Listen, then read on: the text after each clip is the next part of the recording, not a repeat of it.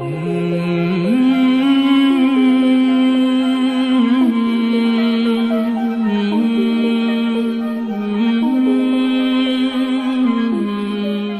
السلام علیکم، ہم آپ کی خدمت میں ایک بار پھر حاضر ہیں ایک نئی سیریز رہنما کے ساتھ۔ ناظرین، آپ لوگوں نے جس طریقے سے ہمیں سراہا، اپنی محبتیں بانٹی، یقینی طور پر وہ ہمارے لیے ایک بہت بڑا شرف ہے، اور اسی نے ہمیں حوصلہ دیا کہ صراط مستقیم کے بعد ہم نئے موضوعات کے ساتھ ہم آپ کی خدمت میں حاضر ہونے کی پھر جرأت کر سکیں۔ ناظرین، یہ ایک سلسلہ ہم نے شروع کیا ہے رہنما کے عنوان سے، جس میں اسلامی تاریخ میں رونما ہونے والے وہ اہم واقعات کہ جن کو تاریخ نے اپنے دامن میں چکھا دی ہے، ان کے حوالے سے ہم کچھ باتیں کر سکیں اور اپنے بچوں، اپنے چھوٹے بھائیوں اور اپنی بہنوں تک ان پیغامات کو پہنچا سکیں۔ کیونکہ زندگی میں جو بھی واقعات پیش آتے ہیں، بلکہ یوں کہا جائے کہ تاریخ کے دامن میں جو بھی چیزیں محفوظ ہوتی ہیں، ان سب سے اگر انسان چاہے تو کچھ عبرت حاصل کر سکتا ہے، کچھ سبق حاصل کر سکتا ہے، اور وہ اس کی آئندہ زندگی، آئندہ فیصلوں اور اس کے کچھ اہم زندگی کے معاملات میں وہ اس کی رہنمائی کر سکتے ہیں۔ ہم اپنے پروگرامز کے ذریعے بھرپور کوشش یہی کریں گے کہ کوئی ایسا گوشہ، کوئی ایسی چیز ہمارے علماء ہم سے بیان کریں کہ جس کی وجہ سے ہم اس تاریخ کے واقعے میں اتر سکیں، اور اس کے علاوہ اہل بیت علیہ السلام کی ولادت اور شہادت کے حوالے سے بھی سارے پروگرامز ہماری اسی مخصوص پیشکش میں آپ کی خدمت میں پیش کیے جائیں گے۔ ہمیشہ کی طریقے سے ہم آپ کی آراء کے منتظر رہیں گے۔ اگر ہمارے پروگرامز پسند آئیں تو ضرور ہمیں اس کی خبر دیجیے گا۔ آج ہمارے ساتھ اس پہلی پیشکش میں موجود ہیں حجت الاسلام والمسلمین مولانا مصطفیٰ علی خان ادیب الہندی۔ آپ ایک معروف خاندان سے تعلق رکھتے ہیں، اور ہمارے اور آپ کے درمیان ٹیلی ویژن اور یوٹیوب کے ذریعے بہت ہی کچھ اہم پروگرام اور موضوعات پر اکثر گفتگو کرتے رہتے ہیں۔ جناب السلام علیکم۔ علیکم السلام ورحمۃ اللہ۔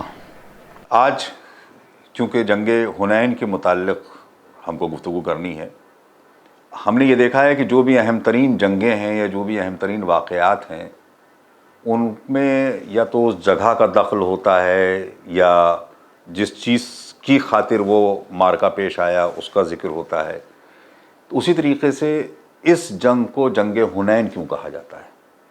اعوذ باللہ من الشیطان الرجیم، بسم اللہ الرحمن الرحیم، الحمدللہ رب العالمین، وصلی اللہ علی سیدنا محمد وآلہ الطیبین الطاہرین۔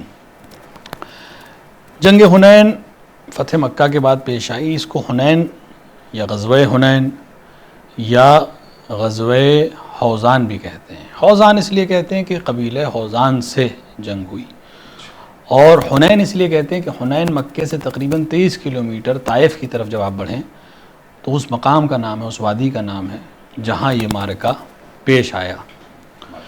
جنگ کیوں ہوئی اور فتح مکہ کے بعد اس جنگ کی نوبت کیوں آئی، یہ ایک اہم چیز ہے۔ جیسے کہ آپ نے سوال سے پہلے اپنے مقدمے میں کہا کہ رسول کی زندگی چونکہ اسوہ حسنہ ہے قرآن کے حکم سے، تو رسول کی جنگ بھی اسوہ ہے، رسول کی صلح بھی اسوہ ہے، رسول کا قیام بھی اسوہ ہے، رسول کا بیٹھنا، اٹھنا، بولنا، چپ رہنا، ہر چیز اسوہ ہے۔ تو یہ نہیں ہو سکتا کہ پیغمبر کی جنگ ہمارے لیے اسوہ نہ ہو۔ اس کا یہ مطلب نہیں کہ ہم تلواریں لے کر کھڑے ہو جائیں اور جنگ کرنے لگیں۔ ہمیں سمجھنا پڑے گا پیغمبر جنگ کیوں کر رہے تھے۔ وہ پیغمبر جو رحمت للعالمین ہے، اسے جنگ کرنے کی کیا ضرورت ہے؟ ایک اسلام کے اوپر ایک بہت بڑا الزام ہے کہ یہ تلوار کے زور سے پھیلنے والا مذہب ہے۔ اس کا بہترین جواب یہ ہے کہ پیغمبر کی تاریخ میں تلوار کے زور سے کہاں پر اسلام کو بلوایا گیا ہے، وہ مورد لا کر ہمیں دکھائیں۔ فتح مکہ کے باوجود، مکے کو جیت لینے کے باوجود پیغمبر نے کسی کو مجبور نہیں کیا تھا کہ وہ اسلام لائے. یہ تاریخی حقیقت ہے. بعض لوگ مسلمان ہو ضرور گئے تھے سرانے مکہ میں سے، وہ ایک الگ بحث ہے کیوں ہوئے تھے اور کیسے ہوئے تھے، لیکن پیغمبر نے نہیں کہا تھا کہ مسلمان ہو جاؤ نہیں تو سب کی گردن مار دوں گا. پیغمبر کی پوری تاریخ میں نہیں. تلوار رکھ دو، جنگ ختم. جب کہ دنیا کی تاریخ اور دنیا کی جنگوں کا دستور یہ ہے کہ جب دشمن ہتھیار ڈال دیتا ہے تب تو اصل قتال شروع ہوتا ہے. لیکن پیغمبر کی تاریخ میں اور پیغمبر کے بعد صرف امیر المومنین علیہ الصلوۃ والسلام کی جنگ کی تاریخ میں آپ کو ملے گا کہ جیسے ہی دشمن نے ہتھیار رکھا جنگ ختم، جیسے گویا تھی ہی نہیں جنگ. پھر تمام ارزشیں، تمام حرمتیں بالکل اسی طرح قائم رہیں گی جیسے پہلے تھی. یعنی ہمارا تمہارا قتال تب تک ہے جب تک تم سے ہمیں جان کا خطرہ ہے. چونکہ جان سے بچانا واجب ہے اس لیے ہم تلوار لے کے کھڑے ہیں. اگر تم سے جان کا خطرہ نہیں ہوگا تو ہم تلوار نیام میں رکھ لیں گے. اور پیغمبر کی تمام جنگیں دفاعی ہیں، پیغمبر نے کبھی حملہ نہیں کیا ہے. اس کو جناب غزوہ کیوں کہا جاتا ہے؟ جیسے کہ اسلامی جنگیں جو ہیں اس میں بعض کو جنگ فلاں اور بعض کو غزوہ فلاں کہا جاتا ہے، تو یہ جنگ اور غزوے کا فرق کیا ہے؟ ہاں دیکھیے، جنگ اور غزوے کا کوئی خاص فرق نہیں. جنگ کے مقابلے میں تو آپ کوئی بھی لفظ لا سکتے ہو کہ جنگ عربی نہیں ہے، غزوہ عربی ہے. غزوے کے مقابلے میں ایک لفظ ہے سرایا. غزوہ اس جنگ کو کہتے ہیں جس میں پیغمبر بنفس نفیس خود شرکت کر رہے ہوں، اور سرایا وہ ہے جس میں پیغمبر نے کسی کے ہاتھ میں 10 آدمی 20 آدمی 100 آدمیوں کو بھیج دیا ایک ٹکڑی لے کے کہ فلاں کام یا فلاں مہم پہ آپ جائیے. وہ ہے سرایا. سرایا بہت سے ہیں. غزوات وہ ہیں جس میں پیغمبر بنفس نفیس خود شامل ہوئے ہوں. اسی لیے غزوہ بدر، غزوہ احد، غزوہ خیبر جس میں پیغمبر بنفس نفیس رہے ہوں. یہ بھی غزوہ حنین اس لیے کہ پیغمبر خود اس میں شریک ہو رہے ہیں.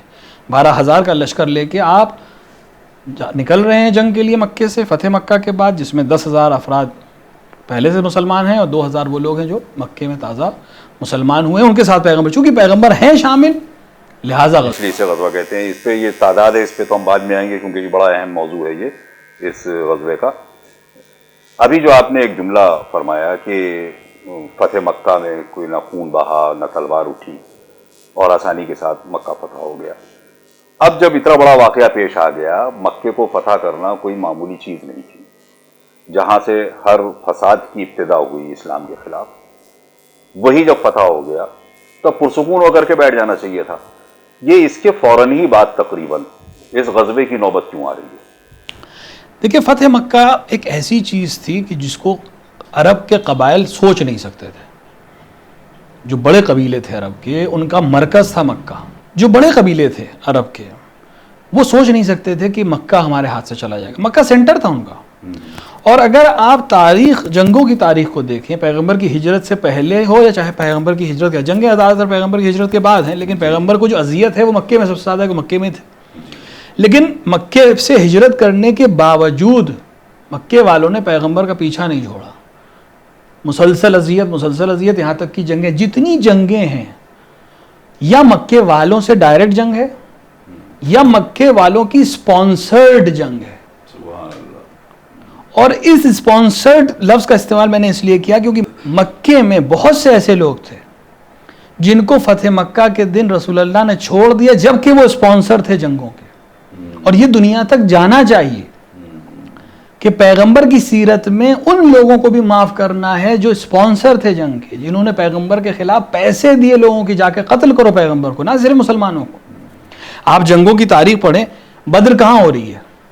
مدینے سے کچھ کلومیٹر کی دوری پہ، یعنی مکے سے 400 کلومیٹر کی دوری پہ.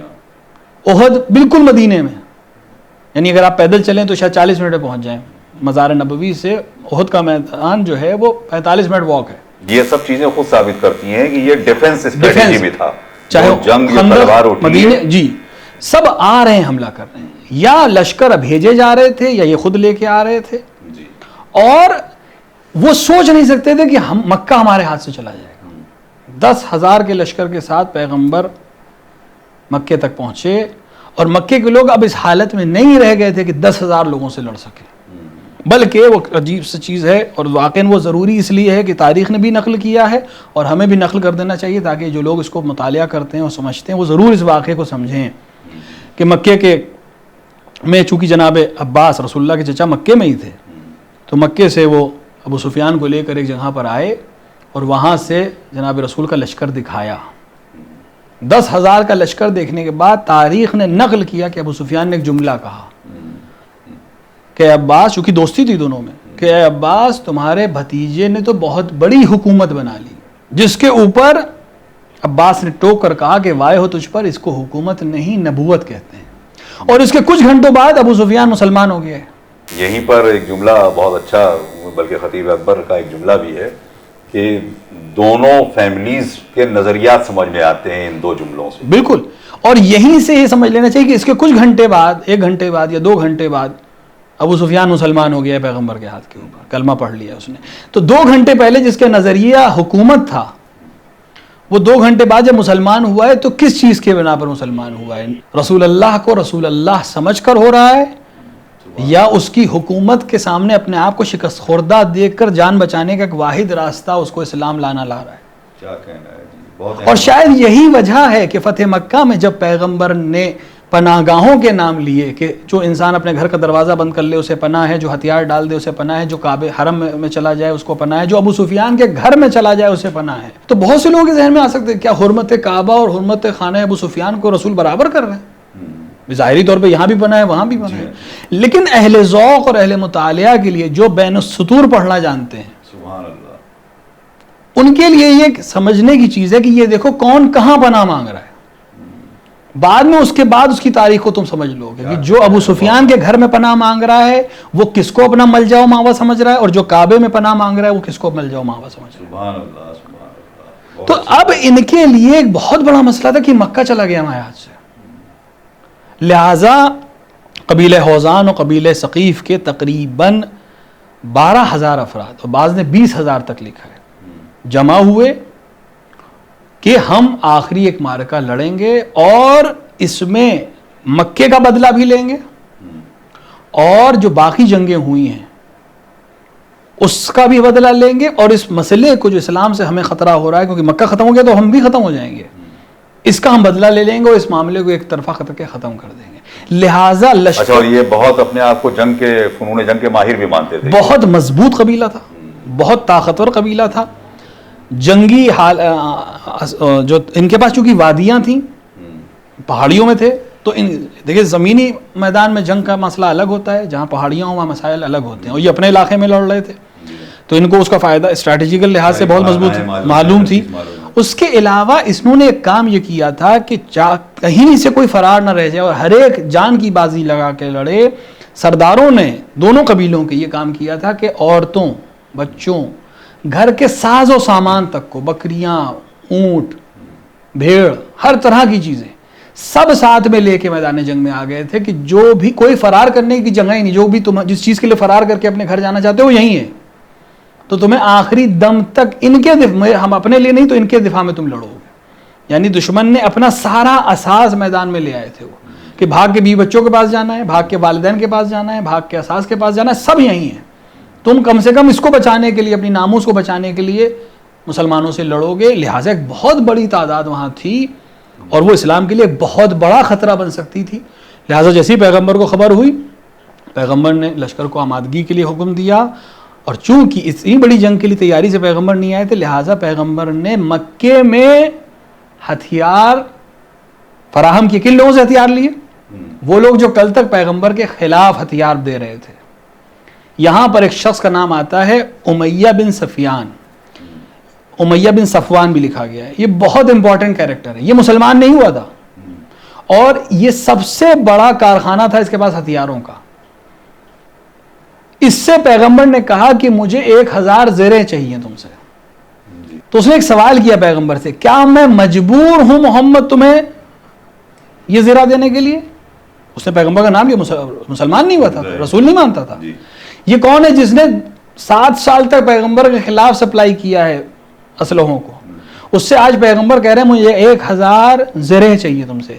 پیغمبر سے اس نے کہا کہ مجبور ہوں میں, کیونکہ میں ہار چکا ہوں, آپ فتح کر چکے ہیں مکے کو, مجبور ہوں میں. پیغمبر کہا نہیں مجبور نہیں ہوں, لیکن میں عاریتن لے رہا ہوں, ضمانت پہ لے رہا ہوں. وہ جو بات ہوئی تھی نا پیغمبر اسوا ہیں, پیغمبر کا یہ عمل آج فقہا کے لیے ایک باب بن گیا. عاریہ وہ چیز ہوتی ہے جو آپ کسی کو دیتے ہیں استعمال کرنے کے لیے, لیکن اس میں ضمانت نہیں ہوتی. پیغمبر کے اس جملے کی وجہ سے آج فقہا فتویٰ دیتے ہیں کہ اگر عاریہ کوئی چیز آپ لے رہے ہیں اور پہلے سے شرط کر دیں ضمانت کی, تو لینے والا ضامن بھی ہے. سبحان اللہ. کس کو کہہ رہے ہیں ضمانت دے رہے ہیں؟ جو دشمن تھا. پیغمبر کا چاہتے جو آج کا طریقہ ہے, جب ہم نے قبضہ کر لیا ہے تو کارخانہ بھی ہمارا ہے جس پہ سے ہتھیار بن رہا تھا, لیکن یہ بھی تمہارا ہے, تم سے میں عاریہ لے رہا ہوں. اور پیغمبر نے بعد میں جنگ کے بعد وہ سامان واپس بھی کیا, اور جو چیزیں اس میں خراب ہوئی تھی اس کی قیمت بھی ادا کی. یہ ایک بہت قیمتی سوال ہے. ابھی آپ نے جیسا کہ فرمایا ہے کہ خواتین اور بچوں کو بھی لے کے آئے تھے, یہ سارے اپنے جانوروں کو بھی لے کے آئے تھے. بھلے ہی اسلام کے پاس 10-12 ہزار کا لشکر تھا, کیا دشواریاں پیش آئیں؟ کیا یہ لشکر کی اسی وفاداری کا کیا انداز رہا ہے اس پورے مارکے میں؟ جنگ حنین ان جنگوں میں سے, البتہ قرآن نے تقریباً تمام جنگوں کا ذکر کیا, خصوصاً غزوات کا ذکر کیا ہے, اشاروں میں کیا, لیکن جنگ حنین ان جنگوں میں سے ہے جس کا ذکر باقاعدہ قرآن میں ہے. اس میں 2 چیزیں بہت اہم ہیں مسلمانوں کے کردار سے ریلیٹڈ, جو ہمارے لیے اس پروگرام کے عنوان سے, رہنما کے عنوان سے بھی ہمارے لیے سیکھ ہے. اب تک مسلمان جب بھی جنگ پہ نکلے تھے کبھی بڑا لشکر لے کے نہیں نکلے تھے. بدر میں 313, احد میں 1000 کا لشکر, خندق میں بالکل گھرے تھے, اپنے گھر میں تھے, چھوٹے چھوٹے لشکر لے گئے تھے. 10,000 مہاجر و انصار کا لشکر تھا. 2,000 تازہ مسلمان جنہوں نے مکے میں بیعت کی تھی پیغمبر میں, ان کا لشکر تھا. 12,000 ظاہری طور پہ لشکر, بہت بڑا لشکر ہے اس زمانے کے لحاظ سے. لے کر جب پیغمبر نکلے تو ایک بزرگ صحابی نے یہ جملہ فرمایا کہ آج ہمیں کون ہرا سکتا ہے. جب ہم اتنا بڑا لشکر لے کر نکلے ہیں, تکبر, غرور آ گیا. خدا کو یہ جملہ اور لہجہ پسند نہیں آیا, لہٰذا یہ لشکر جیسے ہی داخل ہوا حنین کی وادی میں. اس میں ایک چیز اور خیال رکھیں, یہ 2,000 جو تازہ مسلمان ہیں, اس میں اکثر وہ لوگ ہیں جو صرف تماشا دیکھنے گئے تھے کہ چلو دیکھتے ہیں ہوتا کیا ہے. اگر جیت گئے تو مال غنیمت میں ہم شریک ہوں گے, اگر ہار گئے تو ان سے تمہاری پرانے معاملات ہیں, چاہے قبیلہ ثقیف والے ہوں چاہے حوزان والے. ہم کہتے ہیں بھئی ہم مجبوری میں آئے تھے, تو چاہے ادھر کی جیت ہو چاہے ادھر کی جیت ہو, ہم اپنا فائدہ مال غنیمت میں لے لیں گے, چاہے ادھر سے مال غنیمت ملے چاہے ادھر سے ملے. تو ان 2,000 کی تو بات ہی نہیں ہے. لیکن یہ 10,000 جو گئے تھے, جب یہ میدان میں غرور کے ساتھ داخل ہوئے تو اللہ کو پسند نہیں آیا.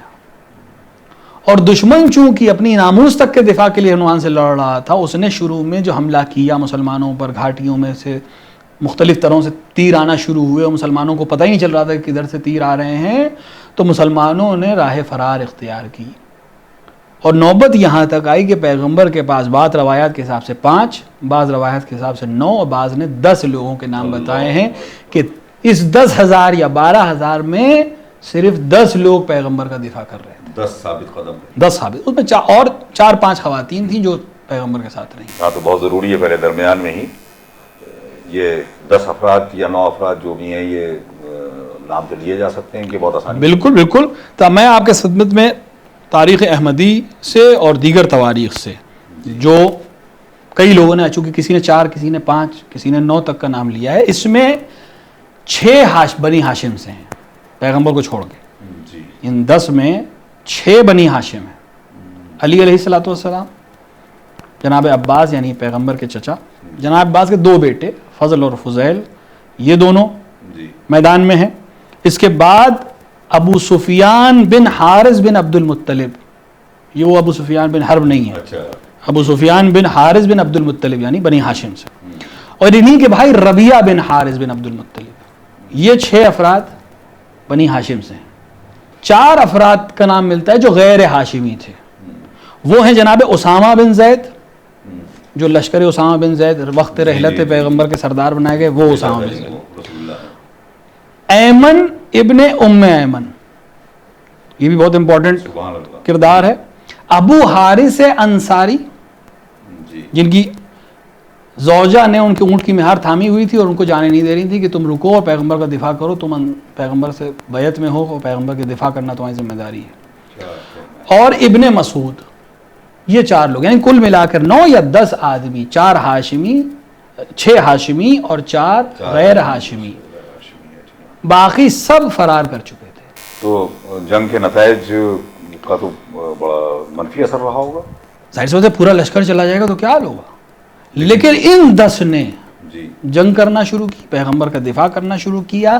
ابو جرول نام کا سردار تھا جو ایک بہت لال رنگ کے، یعنی سرخ رنگ کے بہت اونچے عسکر کے اوپر بیٹھا ہوا تھا، اونٹ کے اوپر، اور وہ سیاہ پرچم ہاتھ میں لے کر مسلمانوں کو دوڑا کے قتل کر رہا تھا اور دیکھ رہا تھا کہ میرا لشکر جیت رہا ہے، تو اس نے نعرہ لگایا اور جنگ کے میدان میں کود پڑا۔ امیر المؤمنین علیہ الصلوۃ والسلام نے آگے بڑھ کر پہلے اس کے اونٹ کو قطع کیا، پھر اس کو حملہ کر کے قتل کیا، جس کے نتیجے میں اس کے لشکر میں بھی بھگدڑ مچی، اور براویوں نے اختلاف کیا، لیکن 40 کو سب سے زیادہ جو سب نے مستند لکھا ہے، 40 افراد کو اس جنگ میں امیر المؤمنین علیہ الصلوۃ والسلام نے خود قتل کیا۔ اسی وقت پیغمبر نے اپنے چچا عباس سے کہا کہ آپ اس بھاگے ہوئے لشکر کو پکاریے۔ جناب عباس کی آواز ویسے بہت بلند تھی، لیکن ان کا کہ آواز کہاں تک پہنچے گا، آپ آواز دیجئے، پہنچانا اللہ کا کام ہے۔ سبحان اللہ سبحان اللہ۔ جناب عباس نے آواز دی کہ مہاجر و انصار پیغمبر کی مدد کے لیے آؤ۔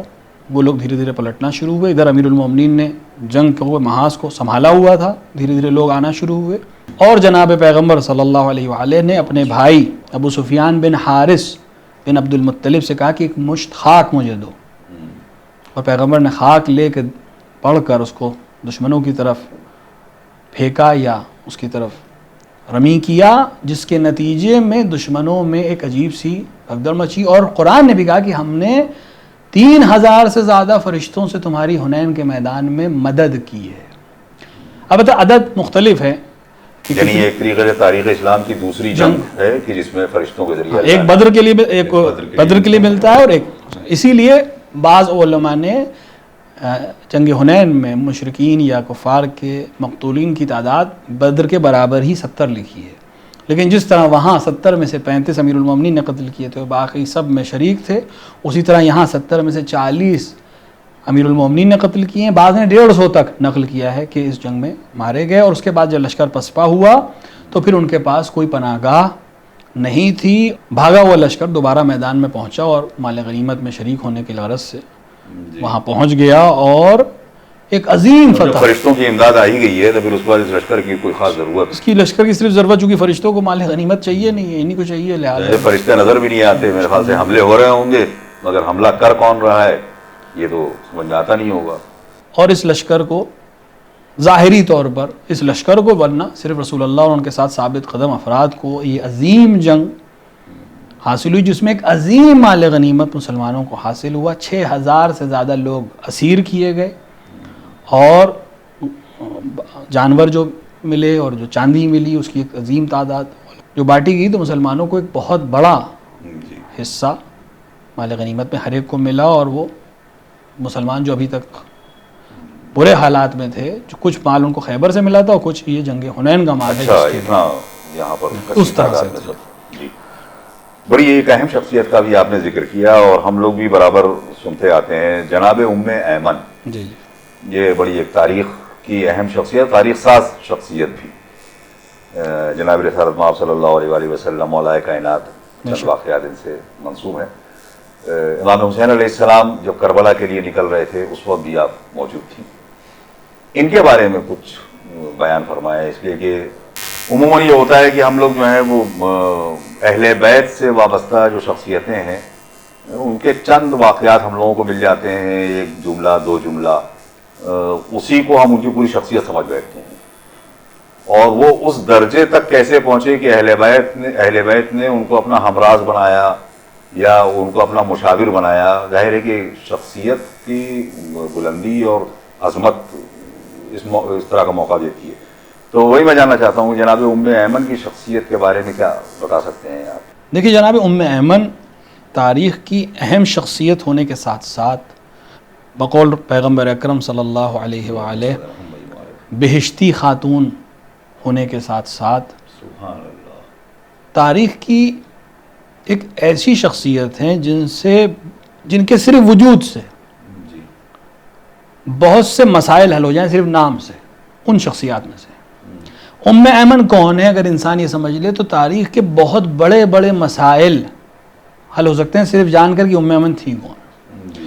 ام ایمن جناب عبداللہ کی کنیز ہیں اللہ اور وراثت میں ملی ہیں جناب جناب عبداللہ یعنی رسول اللہ کے والد. رسول اللہ کے والد. جی. اور جناب عبداللہ کی رحلت کے بعد وراثت میں ملی ہیں جناب رسول اکرم صلی اللہ علیہ وآلہ وسلم. سبحان اللہ. یعنی نبی کو وراثت ملتی ہے. کیا کہنا ہے، واہ. تو صرف وجود ام ایمن تاریخ کے بہت بڑے سوال کا جواب ہے. جی. تاریخ کی ان احادیث کا جواب ہے جو رسول کی وراثت کے سلسلے میں گڑھی گئی اور سنائی گئی. اسی لیے شاید جب فدق کی گواہی مانگی گئی تھی تو جناب شہزادی نے ام ایمن کو پیش کیا تھا. اس لیے نہیں پیش کیا تھا کہ ام ایمن آ کے گواہی دے کہ مجھے فدق دیا گیا ہے.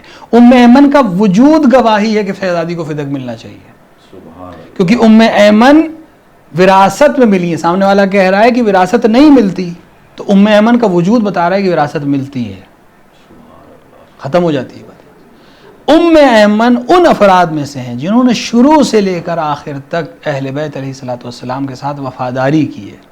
تاریخ میں آپ کو بہت مل جائیں گے جنہوں نے پیغمبر کی آل اور اولاد کے ساتھ وفاداری کی ہے، لیکن اپنے لحاظ سے کی ہے. بہت سے لوگ ہیں جو بیعت کے وقت جناب زہرا کے گھر میں تھے کہ امیر المومنین کے ہاتھ پہ بیعت کریں گے، اور جب امیر المومنین کی بیعت ہوئی تو امیر المومنین کے مخالف لشکر میں کھڑے تھے. تاریخ میں ایسے لوگ بھی مل جائیں گے. جی. لیکن ام ایمن رسول کی کنیز ہیں. رسول نے ان کی شادی کرائی، بیٹا پیدا ہوا جو جنگ حنین میں ان ثابت قدم افراد میں سے ہے اور شہید ہوا.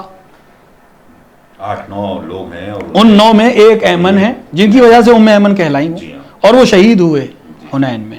ام ایمن کی دوسری شادی جب کرانے کا وقت آیا تھا کہ جب ان کی پہلے شوہر کا انتقال ہوا، تب رسول نے فرمایا تھا کہ کون ہے جو بہشتی خاتون سے شادی کرنا چاہتا ہے. اللہ.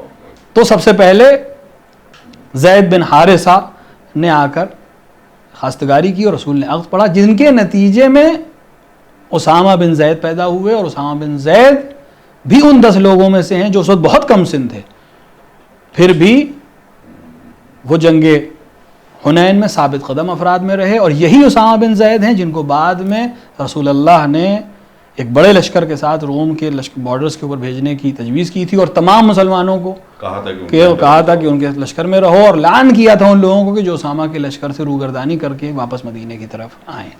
یعنی آپ کی رحلت کے وقت جو واقعہ پیش آیا تھا اس کے چند روز پہلے، جی جی، تو اس کے بعد لوگ نہیں گئے تھے، کچھ لوگ نہیں گئے اور پیغمبر نے کے حکم کی عدولی کی گئی تھی. اور ام ایمن بعد میں جناب امیر المومنین کی امامت کے وقت میں ان گواہوں میں رہیں جو شہزادی سلام اللہ علیہ کی فدق کی گواہی دیتی رہیں، شہزادی کے ساتھ رہیں، شہزادی کی شہادت کے وقت بھی وہیں رہیں، اور بعد میں امام حسن اور امام حسین کے زمانے تک آپ کی تاریخ ملتی ہے کہ ایک طویل عمر بھی پائی اور وفادار عمر پائی، کہ جو ہر حال میں، ہر مصیبت میں، ہر خوشی میں اہل بیت کے ساتھ رہیں. اور ایک کردار ہے کہ جس کو ہم اپنا سکتے ہیں اور دوسروں کے لیے ایک آئیڈیل کے طور پہ پیش کر سکتے ہیں. لیکن اہل بیت علیہ الصلوۃ والسلام نے صرف اپنا کردار نہیں پیش کیا، کچھ ایسوں کا کردار پیش کر دیا کہ کل ہم اور آپ یہ نہ کہہ سکیں کہ وہ تو معصوم تھے. تو کچھ غیر معصومین کی تربیت ضروری تھی تاکہ ہمارے اور آپ کے لیے حجت تمام ہو جائے کہ غیر معصوم افراد بھی اگر ثبات قدم سے کام لیں تو اہل بیت کے زیر سایہ ایک ایسا مقام حاصل کر سکتے ہیں جو بہشتی ہو دنیا میں رہتے ہوئے بھی. کیا کہنا ہے، واہ واہ. ام ایمن اس میں سے ایک فرد ہے. ناظرین، آج کیونکہ ہمارا وقت یہیں پہ ختم ہو رہا ہے، جیسا کہ ابھی مولانا صاحب نے فرمایا کہ اہل بیت علیہ السلام، محمد و آل محمد علیہ السلام سے وابستگی کے بعد کیسے کیسے خوبصورت نگینے اسلام کو ملے اور کیسی کیسی عظیم شخصیتیں اس میں جنم لیتی رہیں. ظاہر ہے کہ اسی میں جناب ام ایمن اور آپ کے تربیت یافتہ وہ دونوں صاحبزادے کہ جنہوں نے اس قلیل فوج میں کہ جو وفاداری کے نام پر جناب رسالت مآب صلی اللہ علیہ وآلہ وسلم کے ساتھ تھی، اپنی جان اسلام پر فدا کر دی اور ہمیشہ کے لیے زندہ جاوید ہو گئے۔ ایک اور اہم ترین سبق جو ہمیں اس جنگ کو اور اس مارکے کی تفصیلات سننے کے بعد ملا وہ یہ ہے کہ خداوند عالم نے قرآن مجید میں بہت واضح لفظوں میں ایک چھوٹا سا جملہ کہا ہے، ان لیس للانسان الا ما سعی۔ اگر انسان کوشش کرے گا تبھی اس کو ملے گا۔ انسان کو وہی ملتا ہے جس کی وہ کوشش کرتا ہے۔ پھر وہاں پر وہ یہ نہ دیکھے کہ ہم کثرت میں ہیں کہ قلت میں ہیں، وہ یہ نہ دیکھے کہ ہمارے پاس اقتدار ہے کہ نہیں ہے، وہ یہ نہ دیکھے کہ ہمارا ساتھ دینے والے موجود ہیں یا نہیں، بلکہ یہ دیکھے کہ ہم حق کے ساتھ ہیں کہ نہیں۔ اگر انسان اپنے زندگی کے اس سفر میں، چاہے وہ تلاش رزق کا سفر ہو اور چاہے تربیت اولاد کا سفر ہو اور چاہے ایک اچھی ازدواجی زندگی کا سفر ہو یا کوئی معرکہ جنگ ہو، اس میں بس یہ دیکھ لے کہ ہم حق کے ساتھ ہیں کہ نہیں، اور اگر ہم حق کے ساتھ ہیں تو خداوند عالم کی مدد ضرور آتی ہے، کسی بھی انداز میں آئے، ہمیں یقین رکھنا چاہیے۔ یہ سلسلہ گو کہ ہم مسلسل جاری رکھیں گے، لیکن ان اہم تاریخوں میں انہدام جنت البقیع امام جعفر صادق علیہ السلام کی شہادت اور اسی قسم کے اور بھی موضوعات اس مہینے میں لائق ذکر ہیں اور جو ہمارے بچوں کو ضرور جاننے چاہیے۔ اپنے کچھ اور علماء کے ساتھ ان پر گفتگو کریں گے۔ تب تک کے لیے ہمیں اجازت دیجیے اور ہمارا پروگرام دیکھتے بھی رہیے اور اپنی آراء سے ہم کو مطلع بھی کرتے رہیے۔ خدا حافظ و ناصر، والسلام علیکم ورحمۃ اللہ وبرکاتہ۔